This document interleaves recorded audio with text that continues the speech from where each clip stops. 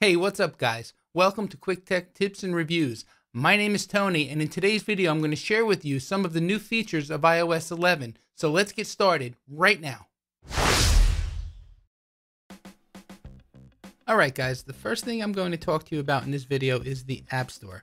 And I do recommend, after installing an iOS update, that you go to the App Store and check for app updates to make sure that all of your installed apps are optimized and taking full advantage of the new iOS. So let's take a look at the App Store now. It appears that the tabs now are along the bottom. They've added a tab called Today, which shows all of the releases from that particular day. It appears that Games has now been given its own tab. Then we have the regular apps tab. Next is the updates tab, and here is where you can check for your updates and update all of the necessary apps that require it. And then finally there's the search tab to search for apps that you would like to install. Next, I'd like to talk to you about airplane mode. Now, it's a minor enhancement, but I think it's a very worthwhile enhancement to speak about. So let's go into our settings. And you can see I have airplane mode turned off and Bluetooth is turned on. In prior revisions of the iOS, when airplane mode was enabled, Bluetooth would automatically disable itself. With the release of iOS, Apple has changed that. Once airplane mode is enabled, Bluetooth also stays enabled. And the nice thing about this is when you're in a situation where you don't have a choice and you have to have airplane mode enabled, you don't lose access to all of your Bluetooth devices. So let's take a look. So let's turn on airplane mode. And you can see Bluetooth remained on. Now, here's a caveat though. After installing iOS, the initial time that I enabled airplane mode, Bluetooth did in fact disable itself. Not to fret though. Simply go into the Bluetooth setting, turn it on. And from that point forward, you'll be able to toggle airplane mode on and off without affecting the state of Bluetooth, as you can see I'm doing here. The next thing I'd like to talk to you about is the Control Center. Let me swipe up, and now you can see the Control Center was given a completely different look on the right-hand side of the screen. The icons have been completely revised, and the best part about the Control Center is you have full control to customize what appears here in the order how it appears. So to do that, you simply go into your settings and you go over to Control Center and customize settings, and here you can play around with the order or add more controls to include them in the Control Center. Apple also made a few changes to the dock, which is now available from anywhere or within any application. As you can see here, I'm in my settings application, and all I have to do is swipe up and there's the dock. Another change that Apple made to the dock is there's a vertical line separating the dock. On my dock, I don't know if you can see it, it's in between the iTunes application icon and the App Store application icon. Everything to the right of that vertical line are suggested apps that Apple thinks you might want to use based on your previous usage. Now, if you don't have a need for this feature, you can simply turn it off by going into your settings and going into the general section, selecting multitasking and dock, and there's the last option that says show suggested and recent apps. You can simply turn it off here. Another really cool feature Apple added to the Notes app is the ability to scan a document right from within the app. So let me bring up my dock and go into the Notes app. In the lower right hand corner of this screen, you can see a check mark, a plus sign, and a pencil tool. If I click on the plus sign, you'll see the first option says scan documents. Let me see if I can demonstrate this for you. There are two ways to scan a document. You can have the app do it automatically, or you can do it manually. Let's see if I can demonstrate both. So I'm going to click on scan documents. And the first time it's going to attempt to do it automatically. And it's going to read the document. And there you go. It took a picture of the scan. Now you can crop it, you can trash it, you can retake it. If you like it, in the lower right hand corner of the screen, you can save it. But now I'm going to switch to manual mode. And this time, I'm going to press the camera button to take the picture myself. And now it gives me the option to drag near the corners to adjust and crop. So you can see now I'm adjusting and cropping my image. And when I'm happy with it, I can either say keep scan, retake. I'm just going to retake it for now and cancel it and discard it. I just wanted to show you that feature, and I think it's a pretty cool addition to the Notes app. In this next demonstration, I'm going to combine a couple of the new features: multitasking, drag and drop, and a new enhancement that they made to the on-screen keyboard. So you can see I have my Notes app open. Let me bring up my dock, and by just pressing and holding my Photos app and dragging it up on top of the Notes app, now I have the Photos app floating over the top of the Notes app. Now I can just simply grab it and move it around,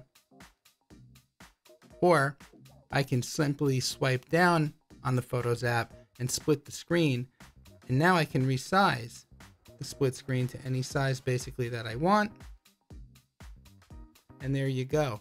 If I want to get out of split screen and go back to the floating over the top, I simply swipe down, and now the Photos app is floating over the top again. And then if I just want to get rid of the floating app altogether, I just simply take it and swipe it off to the screen, and now I'm just back to my single app.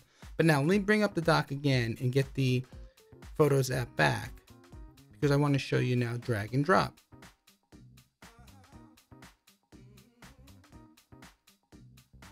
Okay, so there's my split screen. And on my left, I have the Notes app. On my right, I have the Photos app. And I'm just going to grab a picture from my photo roll, press and hold, and drag over to the Notes app and let go. And there you can see how simple it was to drag and drop from one app to another.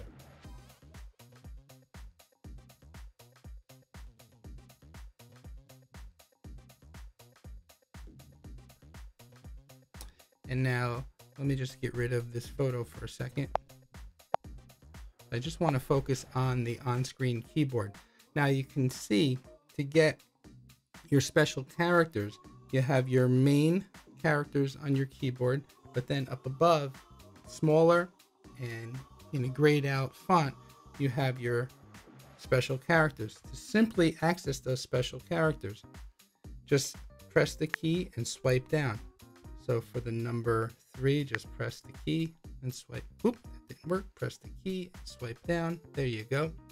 So that's kind of a neat addition, especially without having to switch to the number keyboard to get the actual numbers. Now you can just swipe down, swipe down, swipe down. So I think that's a really neat improvement to the on-screen keyboard.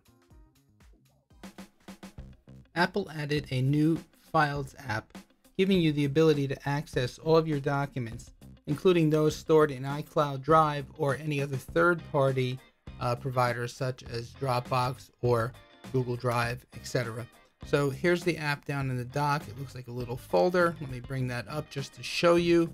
I'm going to say I'm not a big user of iCloud Drive, so you're not going to see much here, but I just want to let you know that this new file app does exist, and if you find it to be useful for yourself, that's great. But again, I'm not a big user of iCloud Drive, so you're not seeing much here, but your folders would appear here, and you can sort by name, date, size, and obviously different tags. You have the ability to search, etc. So I just wanted to show you that new app does exist. Hey guys, now I'd like to talk to you about a few enhancements made to Siri. Number 1, they've added the Hey command, so now you can say that prior to saying Siri, and Siri will respond to your verbal command. They've added a couple of different voices as well as translation, so now Siri can translate something that you say into a different language. So let's give this a test. Let me get out of here and let me give this a try. Hey Siri, translate "How is the weather today" in French. Okay, there you go, guys. And you can see on the screen, it shows you the comment translated into the other language. And if you want to hear it repeated times, you just simply press the play button. And there you go. Okay, now I'm going to switch gears, unhook the iPad, get the iPhone hooked up, and show you a couple of iPhone-specific iOS features that I think you might find useful. I'll be right back. Okay, guys, I'm back. I have my iPhone connected. And before I wrap up this video, I just want to share 2 iPhone-specific features that I think are great additions to the new iOS 11. So let's go into the Settings app and take a look. The first one is Do Not Disturb. They've added a feature called Do Not Disturb while driving, which limits notifications from arriving to your phone while your car is in motion. You can activate Do Not Disturb while driving automatically, or when your phone is connected to your car's Bluetooth, or manually. And when you choose to activate it manually, you can control it from your control center, providing that you've added this, that you've customized your control center to include the Do Not Disturb while driving icon, and that is the car, the second icon from the lower right hand side. Okay, let me get back one screen, and you can choose who to send the auto reply message to, so no one, recent, favorite contacts, or all contacts. And then finally, you can customize the message that you would like to have sent. The default message says, I'm driving with Do Not Disturb while driving turned on. I'll see your message when I get where I'm going. And I simply added the phrase, if this is an emergency, please call me twice. That's a way to bypass Do Not Disturb while driving in case someone really needs to reach you. Okay, the next feature I'd like to show you before closing up is Emergency SOS. And this is a pretty cool feature. If you press your sleep wake button 5 times quickly, it will contact the emergency services as well as emergency contacts that you set up and will provide your location. So guys, if you're thinking about installing the new iOS 11, I caution you.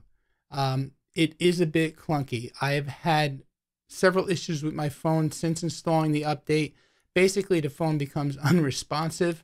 Apps force themselves quit, or they blink and they just don't launch at all. With Hey Siri, I had one heck of a time getting the iPad to recognize the Hey Siri command. There is a setup wizard that you go through, and it seems like the iPad was not retaining the or remembering the setup wizard process, and I had to do it 3 or 4 times. So again, I really think iOS 11 is going to be a great improvement over the recent iOSs, but I think Apple really needs to focus in on some of those glitches, and they're usually pretty good about that. And I wouldn't be surprised if we see iOS point blah blah blah coming out in the very near future, addressing all of these things that I am describing to you. So that being said, I hope you enjoyed this video, and if you did, please give it a thumbs up, subscribe to my channel, please like, and please share. My name is Tony with Quick Tech Solutions. As always, I thank you for watching. See you next time.